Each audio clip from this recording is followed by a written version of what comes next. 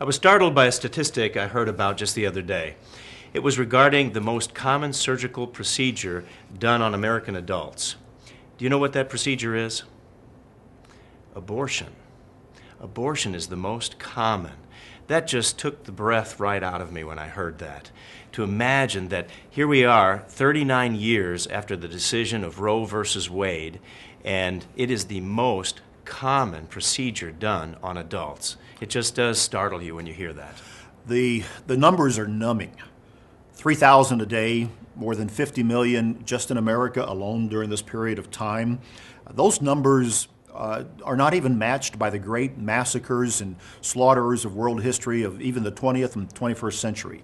The murders of Stalin, Hitler, Pol Pot, and Saddam Hussein in more recent years don't even come up to the number of abortions that have been performed in the name of freedom, in the name of equality, rights, whatever term we want to produce. It's created a culture of death, as some have said, and there's no better way to put it.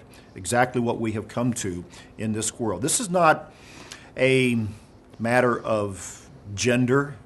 This is not just a matter of politics, liberal, conservative, or whatever you want to say. This is a human issue. And we can't ignore it. We really cannot, because it's something that God does not ignore. And it's amazing how flip-flopped our thinking has become on this as you think about God's perspective on this. A passage that came to mind is in Psalm 127, where it talks about God building the house. God's building a family, and it says, unless the Lord builds a house, they labor in vain. And so much of the case is that our view of the family, our view on these babies, it's such a vain and useless approach. In fact, a little bit farther on, it says in verse 3, behold, children are a heritage from the Lord. Or some translations say a gift from the Lord. And it goes on to say the fruit of the womb is a reward, or it's a wonderful gift. And yet, our society doesn't see it that way anymore. No, not at all.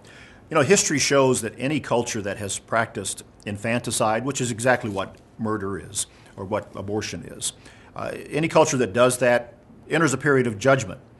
Steve said this was the 39th anniversary. We're into the 40th year of this being a legalized feature of American culture. And history shows that any culture that has done this, any society, ultimately comes to a period of judgment. And it's not pretty. Our people, our lands, and any country that practices murder of its own young, creating such a culture of death, will be judged by God. And that judgment is not going to be pretty. We can't cover all of this in one setting. We will come back to this and talk about it more. But it is something for us all to seriously consider when it comes to our own ways and what we need to understand. That's BT Daily. We'll see you next time.